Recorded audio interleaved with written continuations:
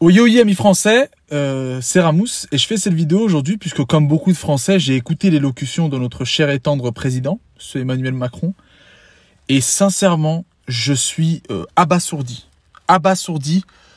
par ce que j'ai entendu, abasourdi d'entendre un président tout simplement avouer devant son peuple son incompétence et qu'il a failli à sa mission première qui est de protecteur de la nation.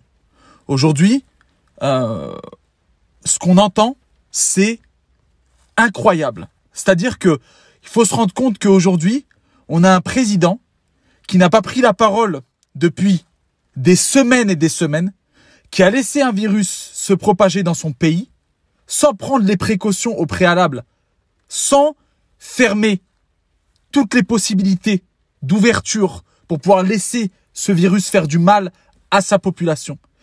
Et aujourd'hui, je suis en colère parce que on est tous concernés. On est tous concernés parce que une seule personne a le destin de millions de Français entre les mains. Et ce qui me choque par-dessus tout, c'est que cette personne nous dit le pire reste à venir. Le pire reste à venir, mais ensemble avec l'Europe, nous allons réussir à éradiquer ce virus. C'est faux. Je suis désolé, je vais être vulgaire, je vais m'énerver, je vais en venir à dire des mots qui sont forts. Mais c'est faux. Arrêtez de mentir, monsieur Emmanuel Macron, à votre peuple. Ça suffit maintenant. Il est temps de dire la vérité à ces gens qui n'ont rien demandé.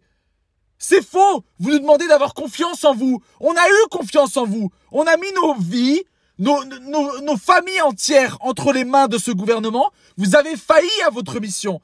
Vous nous vendez encore du rêve et encore et encore et encore.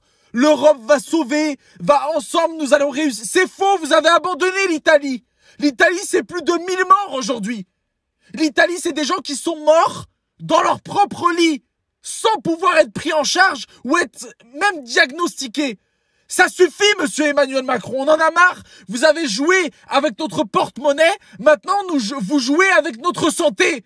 Ça suffit, monsieur Macron. L'ensemble des Français en ont marre de vous.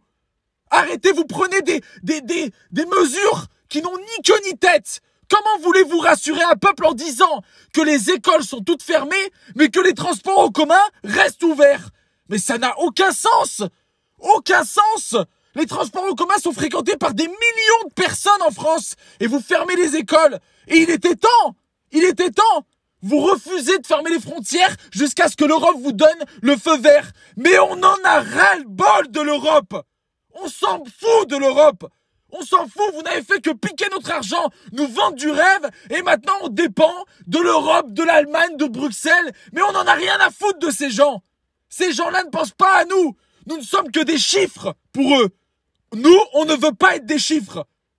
Aujourd'hui, ils parlent de personnes vulnérables de pouvoir être touchées par le coronavirus. De personnes peut-être, par exemple, diabétiques. Mon père est diabétique. Comment est-ce que je vais expliquer, moi, à mes enfants, que leur grand-père est décédé à cause du coronavirus parce qu'un président lui a dit non, mais il faut rester à la maison, mais il faut travailler, mais peut-être qu'il y aura un chômage technique, mais peut-être que on va peut-être retirer les impôts, mais on va renégocier. On en a ras-le-bol de l'argent. Vous ne pensez qu'à l'aspect monétaire. Pensez à l'humain. Vous avez retardé l'échéance en voulant calmer les gens. Mais vous n'avez fait que laisser se propager le virus. Et vous n'avez réagi que quand les plus aisés ont été touchés par ce virus. Et il faut que vous l'avouez. Avouez vos fautes. Mettez un genou à terre. Ça fait des semaines, des mois, des années que tous les Français vous démasquent à chaque étape de notre histoire. Aujourd'hui, on en a ras-le-bol. Ce virus va tuer de plus en plus de gens. Et vous l'avez dit. Vous avez dit que c'était que le début. Nos voisins italiens frontaliers, tous les jours des Italiens rentrent sur notre sol. Ce n'est plus une question de nationalité, ce n'est plus une question de racisme ou non. C'est trop facile de se cacher derrière ces adjectifs. Ce n'est plus une question c'est une question de vie ou de mort. Vous n'êtes pas responsable. Vous maintenez les municipales parce que vous ne pensez qu'à l'argent, qu'aux subventions, qu'au vote, qu'à être élu, qu'à être député. Mais vous ne servez à rien. Et vous louez le courage de ces gens dans les services hospitaliers qui, ce n'est pas d'aujourd'hui. Où étiez-vous? Où étiez-vous quand vous leur avez promis une fois élus que vous alliez les aider? Vous n'avez jamais posé les yeux sur eux. Et aujourd'hui, ils souffrent parce que ce sont des héros, oui, des héros. C'est eux qui sauvent des vies. Vous ne sauvez aucune vie. Vous ne sauvez que vos amis, de la finance, des hautes sociétés. Et aujourd'hui, vous tremblez parce que la finance et les hautes sociétés tremblent eux-mêmes. Parce que eux-mêmes perdent de l'argent. Donc, vous vous mettez à parler. Vous avez attendu que la bourse tombe pour pouvoir prendre la parole. C'est une honte. Il fallait au préalable, avant le moindre mort, la moindre contamination dans notre pays, fermer les frontières. Fermer tout risque d'épidémie. Aujourd'hui, il y a un dicton qui est dans votre chère belle France que nous on aime. Vous ne l'aimez pas, vous l'avez prouvé par votre échec. Il y a un dicton qui dit « Il vaut mieux prévenir que guérir ». Monsieur Emmanuel Macron, vous avez échoué. Échoué. Et aujourd'hui, vous avez prouvé que votre mandat est un échec total. Vous êtes la honte. Vous êtes le pire président de la 5e République. Vous n'avez pas fait honneur à notre peuple. Vous êtes le protecteur de la nation. Comment pouvez-vous prendre des mesures comme celle-ci aussi tard? Comment pouvez-vous rester aussi vague? C'est vague. Vous nous mettez de la poudre de perlimpinpin encore et encore. Donnez-nous des vrais faits, des vrais chiffres. Donnez-nous des vraies mesures pour sauver des vies. Aujourd'hui, comment on va expliquer aux gens qu'il y a des morts de partout? Il y a de plus en plus de contaminés. Et vous restez gentiment assis. Même si vous n'aimez pas votre peuple. Pensez au moins à votre femme, qui est une personne âgée, qu'on se le dise, et qui peut être touchée par ce virus et perdre la vie.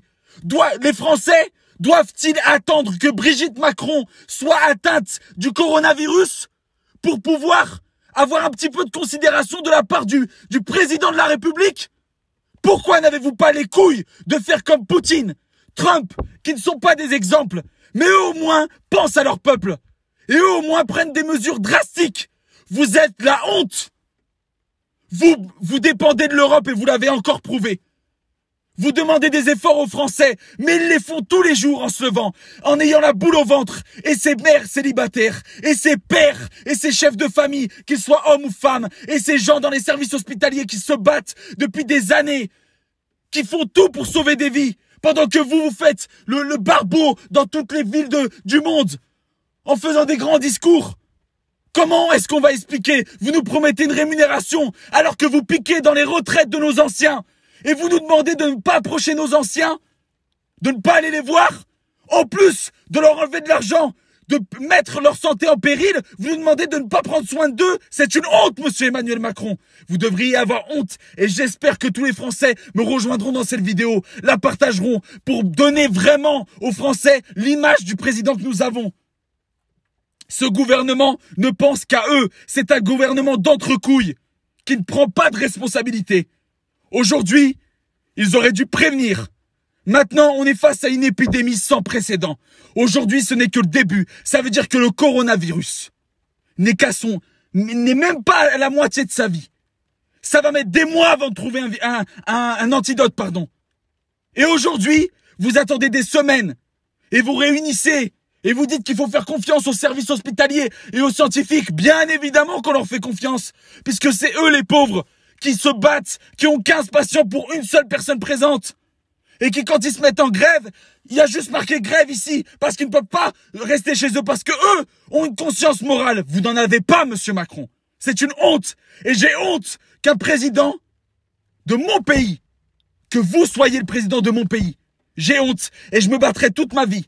Et s'il arrive quelque chose à mes enfants ou à mon propre père, qui lui-même est fortement dans le viseur de ce coronavirus, je vous jure, devant la France entière sur cette vidéo, que je ne m'arrêterai pas là, que je porterai plainte, que je ne vous lâcherai pas.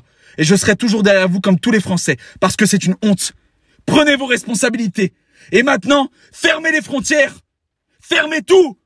Quand on n'a pas la solution, on bloque. On sécurise. On sécurise. On fait en sorte de tuer de l'intérieur ce virus. On ne laisse pas les gens dans la tourmente. Vous avez voulu, justement, ne pas mettre en place un climat de peur, mais vous l'avez fait de par vos médias et de par vos déclarations et votre silence. Votre silence est coupable de milliers de morts. Parce qu'il y en aura des milliers malheureusement. Votre silence est aussi une forme de virus. Votre incompétence est une forme de virus. Monsieur Emmanuel Macron, vous êtes le virus de la France depuis 2017. Depuis 2017, vous êtes le virus de la France. Et je vous crache au visage, et j'ai honte de vous, et je ne vous respecte pas, tout comme vous ne respectez pas mon peuple, mes frères et sœurs, les Françaises et Français, les anciens, les plus jeunes, tout comme vous ne respectez pas votre propre peuple. Je ne vous respecte pas, je vous méprise comme vous méprisez mes parents, et ma famille, et tous les Français. Alors amis français, s'il vous plaît, ne tombez pas dans le panneau de ces politiciens qui ne pensent qu'à nous prendre notre argent, qu'à nous prendre nos voix, et une fois qu'ils les ont, à faire régner juste pour prendre de l'argent, pour gouverner et vivre de leur retraite de président jusqu'à la fin de leur jour. Soyons unis, parce que seul on va vite, mais ensemble on va plus loin. Soyons solidaires, montrons sur les réseaux sociaux notre mécontentement, que oui, les écoles sont fermées, et c'est une bonne chose, mais il fallait faire avant. Il vaut mieux prévenir que guérir. Et aujourd'hui, on veut des vraies choses, et on ne tape pas sur le service hospitalier quand on dit ça. Non, on tape sur le gouvernement qui n'a pas su prendre ses responsabilités assez tôt, qui attend de l'Europe des réponses. Prenez vos réponses à vous. Protégez les Français.